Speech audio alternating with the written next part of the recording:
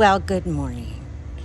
I am Cindy Savage Rice, and this is my icebreaker. I'm going to break the ice. I shouldn't have to do this. Breaking the ice is what Toastmasters calls introducing yourself and getting used to speaking in front of people. You would think that I'd be pretty good at that by now. But at 71, I'm just a little bit rusty. So bear with me and keep track of my ums or ahs or crutch words. My favorite is so and you know. If I say those, just do something. Boom, give me a bing so that I'll get better. So you don't have to listen to that. I had a radio talk show that the doctor I was working for developed, really, and they wanted to, send it all over. I didn't even know what the word meant. Synchronization. What is it? What's the word? I don't know. Anyway, it was really fun, but it took me a while to get used to. And I remember the first time I went in and I had all this material and none of it mattered. I never even looked at it. And that's generally what I do. My favorite, I've had some incredible mentors, and one of my favorites was Arthur Bird. Arthur said, Cindy, he used to talk in that Welsh accent. I've got some weird things in my life, and that's one of them. I'm actually from Wales. No idea when I went there to visit him. But he says, cemetery sister, Cindy. He says, I lost my train of thought. Oh, you don't prepare your message. You prepare your heart. Just prepare your heart. That's all you need to do. And that's what I usually do, is prepare my heart. Which it probably doesn't sound like I do when I'm on Facebook, because I am obnoxiously ugly on there. And I know it. And I don't know what to do about it. It's almost like it was meant, there's a purpose behind everything. And I don't know what it is. It's like I get up in the morning and I start to work, and this rage comes on me. It's not like me at all. It's a rage that is so angry for humanity. I've found the truth, or I'm on my way. But what about all the sheep that were like me and thought they had it? It's so unfair, and it hurts my heart. After I've uncovered everything that I have about where we live in the world and the solar system, we've got some big issues, but we don't know about them. And so, how do you fix something that you don't know about? My icebreaker kind of got off track, didn't it? So I'm going to start all over again. Why should you want to join me on my podcast called Syzygy? Syzygy means the unification or alignment of 3 planets. Me, thee, and we. I love that. That was one thing I learned early on in life. When I learned something that works, I hold on to it. And it was, if you need to make a decision, stop and think. Is it good for thee? Is it good for we? And is it good for me? And only then go ahead. It's kind of like a third alternative that Stephen Covey talks about, that it's your way or my way. That always leads to the highway. It's your way and my way, and we're going to agree not to take any action until we come up with the third alternative that will work for both of us. Right? So finding third alternatives, that's what this is all about. That's why I'm here. That's why I'm doing what I'm doing, because there has to be some truth that will give us great hope. I found lots of it with energy and consciousness and sound and just beginning to understand this miraculous place where we live is just mind-blowing. Things I never knew. And you'll be able to see from my pictures how astounding this place is, because I've gotten some great pictures of light in water and light behind leaves and the energy that is constantly moving in us and around us, because you see, we don't know who we are. We've been told we were sheep. Do you know how dumb sheep are? Do you really? Have you ever had any? They take the cake. Think there's any reason? I think I'll just kind of talk to you like that. How about that? Think there's any reason that Piso made you a sheep? Yeah, there's lots of reasons. I still am not getting to my icebreaker. I might as well just continue on with, no, I'm going to do my icebreaker. I'm going to do what I planned. Might be the most impulsive person you've ever met. That shows up on Facebook, because if I have a thought, it's got to go somewhere. I have got to send it out, or it will literally eat me up. And I try and weigh,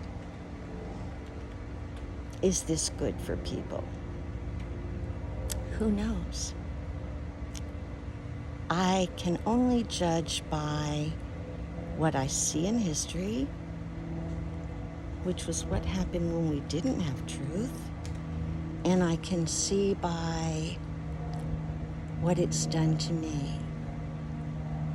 It's not having truth that's the problem so much as it's believing that we have truth that we don't have.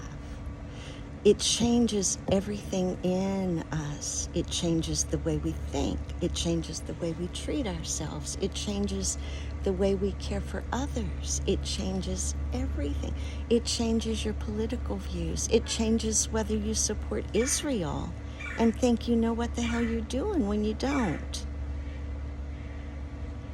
Same with the news. 92% of news is owned by the admin. And you know who the admin are. They're the evil that make sure you can't put the finger on them. I'm getting close though. So where are we? The work, the conspiracy, the deception is so over the top. The only thing I can say is that it has been the norm from the beginning. The minute you start looking in history, you see that everything's corrupt and everyone wants to be on top. And I don't get it. I come from a really strong bloodline of patriots and leaders, pirates actually. And I don't understand why anyone needs more than what they can use. I don't. It's just waste. And I see people with money that are so fraught with managing it. It's kind of gaggy at the expense of other people. And there's so much they could do with it. When I started looking, it was January 6th, and I felt the floor literally fall from beneath me. It was the weirdest thing in my life. Look at this. I gotta show you. Isn't that awesome? That's how I drink water, because I do not like to drink water. I need to. So there's always a way to make yourself do something, which is another thing. I'm trying to get my arms stronger because I am pretty strong for a 71-year-old, right? But I keep this thing around me. And so when I'm not doing anything, I can work. I think we're going to be in for some work in the future. That's just what I feel. I've been working really hard to get myself as healthy and as free of all prescriptions or medication. In other words, I have been working steadily to get free of the admin and the corporate trap that we are in. Like with teeth. I mean, this is a tiny example. I went to the dentist. I've always had receding gums, they say, because I brush too hard. I went to the dentist because these were loose. Well, I went all the time. Anyway, they said they were loose. They sent me to a doctor. They did the x-ray and they went, uh-oh, not enough bone. You have skin grafts. No. I read about that. Not one person said it was worth it. So then they go, we'll do cadaver grafts. No. I've buried a lot of people. No thanks. Then they said, oh, well, we'll figure it out. So he gave me a shot and laid my head back and was going to pull my teeth. And I went, stop. And he said, what is wrong? And I went, you're not pulling my teeth. And he said, well, we need to get this going. And I went, absolutely not. How many people do they do that to? How many? I ain't afraid of no doctor. My mom didn't talk to me for 6 months because I questioned her doctor because she was off the wall. So, I went home. I started reading. And I found out, I'd always heard that fluoride was bad for you, but they're so up and down and back and forth, who the hell knows? But what I did do was I looked to see what can be done about receding gums. And I found oregano. And I have a whole garden of oregano, organic oregano, so I just chew a little piece every day. What about that? And then cloves, if you've got any pain. I don't have any pain. My teeth are as strong as ever. The eyes are a little yellow. That's kind of natural, but they're the cleanest teeth you'll ever see. And, see, there's no brown anywhere. And I smoke weed regularly. So I started scraping them and cleaning them like the regular dentist and using cloves and oil of oregano every now and then if something felt wrong. But the more I cleaned with baking soda and then I'd rinse with peroxide, they got better and better. And it's been 4 years since I've been to a dentist. And my teeth are strong. I don't have a cavity. My gums don't hurt or bleed or anything. And that's how life is in this world. We have got to take responsibility for everything. It's going to be different. We've got to get off being so dependent. I've been trying to wean people by being mean. I guess it was intentional. I don't know. I know that over the past couple years, I've been so brutally mean.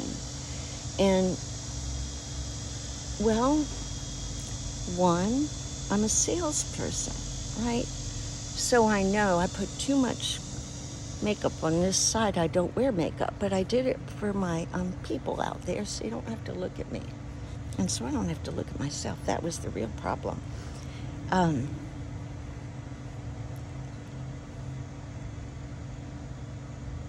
forgot where we were. And I don't know how to back it up. Okay, prescription drugs we were talking about. Oh, being dependent on society and then them lying to us. It's okay if we trust someone that we know is trustworthy. but we've got to make sure they're trustworthy. And no one's minding the bank. No one has been for a long time. And they've literally pulled it out from under us. We have nothing. We have each other, and we have our energy, which is all efficient, and we're good. But what I'm trying to say is that thing that we thought we had, we never had. It's been going on for a long time. 1871, read about the ordinance of D.C. D.C. was kind of how they did it here. Now, like I said, the deception goes so far back. But here, you can see how they laid out D.C., didn't make it a part of any animal, and then they used it to screw us over. So now, we are a corporation. When you get mail from the United States, if it's in capitals, you are being directly talked to as a stockholder. If it's in small lettering, they might be talking to you as a civilian. I just heard that there is a way to get American citizenship, and I'm going to look into it. I've also got, like, all my ancestors were in the Revolution. I don't mean to say all, because that's not true, but a large part. I counted like 15 last time I looked that I have the paperwork for. So I've had the benefit of going through all that ancestry and finding diary records. My great, I think it's 9 times grandfather on my grandmother's side from West Virginia. Her last name was Ball, B-A-L-L, and Clement Ball. And they are related to George Washington through his wife, which is kind of weird. But my grandfather lived next door. His property abutted George Washington's. I don't think it was Mount Vernon. I need to find that out. Anyway, and George Washington wrote about my grandfather in his diary several times, which I've got copies of, and that's kind of cool. The whole ancestry part gives me another in for this research, because when my mom died in 2017, she and I had that in common. We loved history and ancestry, so we just began to get into it, and I'm so thankful that I had her DNA and then mine, and we began to unravel that and found out that our family has deep roots and royal bloodlines on both sides. My father's family came from Wales and had illustrious people, and same with my mom. And the very interesting thing that I think shows so much predominance, weird, or is that the right word? I don't mean dominance, maybe I do. What I mean is that there's purpose and provision in your placement. I feel that. I've always felt that. Maybe you do too. You'll know it if you do. Things connect that are eerily, mysteriously right. My first husband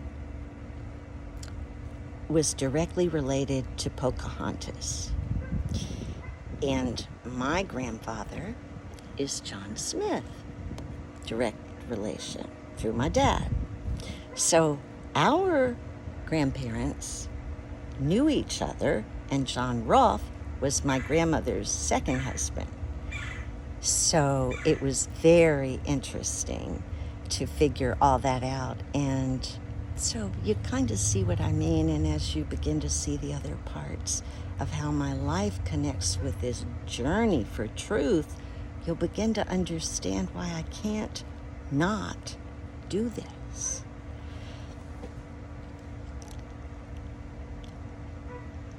When I started then, I began with what I knew. I should have done the icebreaker. I'll get to it. I was married. My first husband took his own life, and I was married to, on the rebound, the opposite, which happened to be a spirit-filled, Holy Ghost, Christian, Bible-thumping, John Birch coordinator that went to Israel, got a diamond about that big, brought it back and said, God told me to marry you. And I went, okay. I was shell-struck from my last deal. And I thought, God, this can't be too bad. You know, he wears suits and he's on TV and he works hard and he's not addicted to anything except for Jesus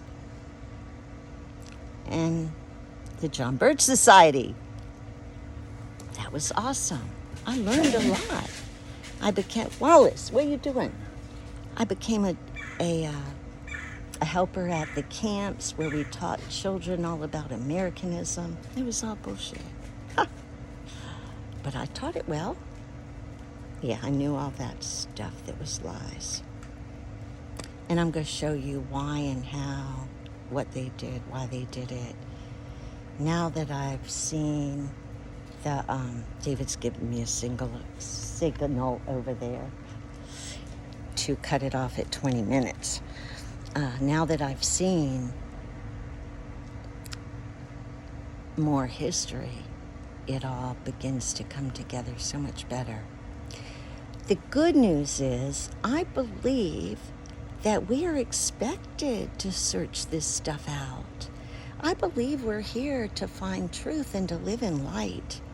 And we cannot live in light unless we've got the courage to face the darkness. It's just like that. I'm sorry, I have, like I was saying, it might have been intentional or not, that I've been such a bully. I've been so mean. But then I think to myself, like I was saying, I'm a salesperson. I took Dale Carnegie and I got the Humanity Award. You know why? I know this stuff. And I value people more than anything, but maybe nature, but I think they are nature. Yeah, I won the award and I aced everything because I take life seriously. But he taught me, how do you sell? You get attention and then interest, conviction, desire, close. Well, how are you going to get attention?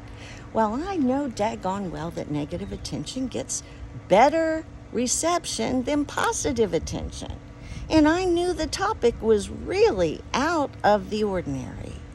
So I've been just trying to, and again, I don't know if it was consciously done on my part or just my anger, but it seems to have worked well. I knew that if you were going to listen to this crazy stuff that is the opposite of what you've ever been taught, and you're going to listen to me, I'm going to have to shock you into it. So I've tried to, by saying Jesus is bullshit, and sheep are stupid, and they are, and it is. It's the writings on the wall. We never looked, and we ignored big questions. You know what a really kind of funny thing is? When my very first speech in front of a couple thousand people was like in the 80s. And I was running a cemetery that was owned by a doctor and a businessman, H.P. Demery and Dr. James Hendrick. Dr. Hendrick was a gynecologist, and H.P. Demery, you might know, he owned half of Jacksonville.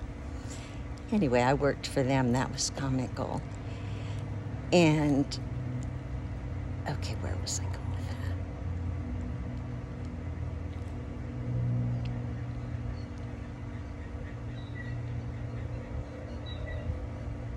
that? The cemetery. I learned a lot there. Wasn't about that.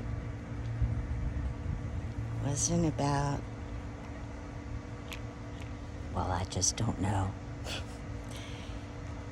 I'm telling you that my brain is sharper than ever, and it is, but I do have a couple disclaimers, which I plan to cover in my icebreaker, which are what some people would call maybe little disabilities, but they're not disabilities to me because I'm used to them, and I kind of like them after I got used to them. You know, the ADD and the depression and the anxiety and all that stuff that goes when your mind works a little differently than most people's. I don't care if it does. As long as it works, what do I give a hoot? I actually do. Because people have a hard time with me, and I don't know why. And people say, oh, you're so innocent. Listen, I'm impulsive. Half the time I don't remember what I say. So, yeah, I get myself in trouble. And that's probably the biggest downside to my, what they call deficiencies, but what I call my gifts. I'll cover all my disclaimers when I do my icebreaker, which this was supposed to be but didn't get to be, but it will eventually get there. I want to leave you with hope. We are here for purpose. I know that. We are a process that's constantly unfolding to more light. We are the light. We are energy. Energy is consciousness. The more energy, the more consciousness. If you lay on the couch like a potato, that's how much consciousness you're going to have. When you get amped up, you start to see things and travel distances without going anywhere. It's really quite amazing. Our lives are right up here. It's what we think. It's what James Allen said, as a man thinketh in his heart, so is he. So why am I sharing this bad news? Because it's the only way to the good news. Uncle Arthur told me there's only one thing worse than bad eggs, labeled bad eggs. And that's bad eggs, labeled good eggs. And friends, that's what we've been dealing with. I'm going to sign off now because people said between 20 and 40 minutes. And I know this is just fluff, but I'm warming up. And when I get hot, man, I'll be hot. Thanks for hanging in there.